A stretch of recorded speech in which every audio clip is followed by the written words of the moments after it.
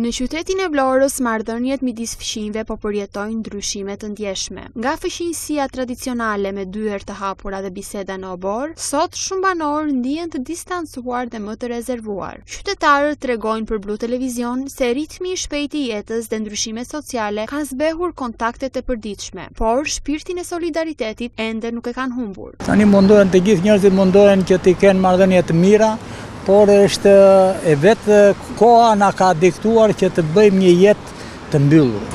Kanë qenë më të mirë, kanë qenë më të sinqert, kanë qenë më të komunikueshëm me njëri tjetrin, ndërsa sot nuk jemi ata që kemi qenë. Më të ftohtë po bëhemi me njerëzit tanë, jo më me gjitonin.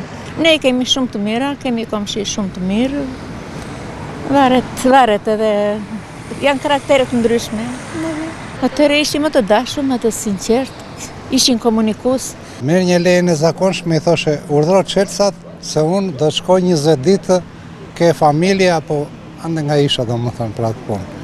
Dhe ja jep një komshiut, po sot nuk ka që mund të ndodhë që t'ja hapësh komshiut ato se do të bëj inventarin e shtëpisë ai. Ka nuk ka më siguri se s'ka. Ja, nuk ka siguri. Me komshit, do t'ja ti fare.